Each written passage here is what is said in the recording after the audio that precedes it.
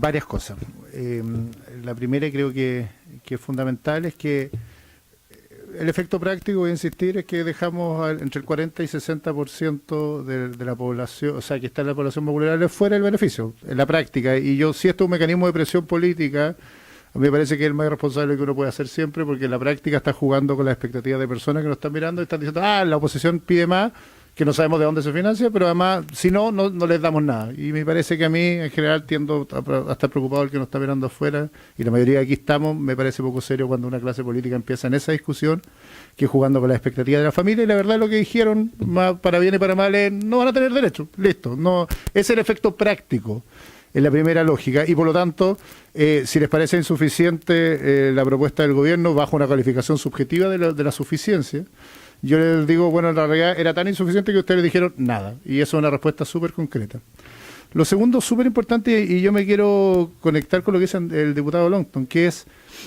esto es igual, los estados no son tan diferentes finalmente una familia, y me gusta entenderlo así cuando uno ve el ordenamiento constitucional, y esto no es un ordenamiento constitucional de la dictadura, sino de mucho antes,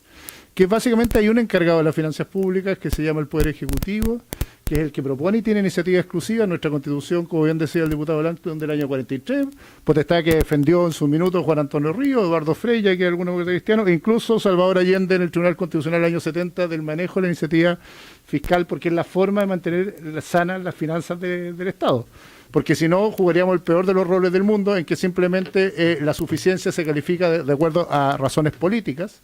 y no a las posibilidades financieras de un Estado. Y así está pensado el ordenamiento constitucional de aquí y en la quebrada aquí, en la mayoría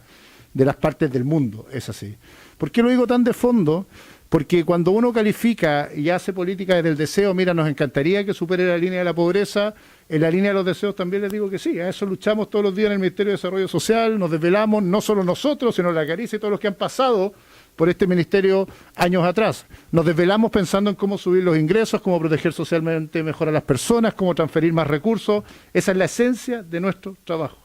Y por lo tanto, no llegar a la línea de la pobreza es un déficit del país que no se soluciona jugando a la política, a la pequeña política, sino que se soluciona muchas veces haciendo buena política social. Y yo tengo la sensación que cuando hace 2 meses muchos de ustedes argumentaban que un bono por una vez no era suficiente y había que dar 2, lo hicimos y era más. Cuando la mayoría de los países latinoamericanos, todos, la verdad, están dando menos transferencias que esta, cuando ninguno está asegurando a 3 meses una transferencia, cuando uno habla de una transferencia que es de casi 1.000 millones, no solo esta, sino incluía lo del bono COVID en un año, y entiende el tamaño de nuestra economía, la situación del país, la relación con las finanzas públicas y la necesidad de esta transferencia, debería tener una conversación distinta. Ayer yo me encontré con una sorpresa bien grande, que en general uno puede en la pequeña política jugar a hacer solicitudes con el tejo pasado, pero la verdad la solicitud de la oposición era 4 veces el costo fiscal de esta, como si nada, como una propuesta en general de algunos sectores de la oposición. Y yo quiero decir, en realidad el debate lo vamos a tener de fondo, además dándome cuenta de la discusión, algunos ni siquiera entienden cómo funciona el registro social de hogares. Entonces vamos a tener una discusión de fondo o de forma. Si es de forma, le pido la verdad que si esta va a ser la forma, que rechazar todo lo que tenga que ver gasto para dar un punto político y quedar bien con sus electores y no preocuparnos que hay un ciudadano mirándonos.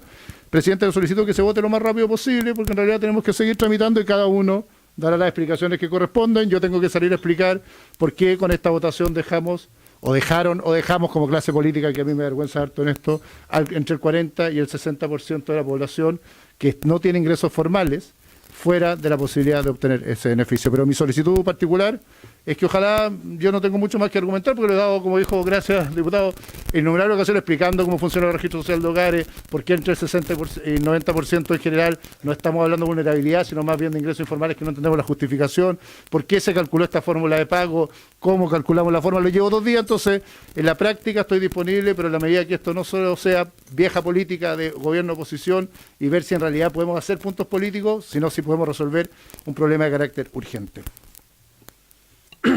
Bueno, a mí me gustaría igual dar mi opinión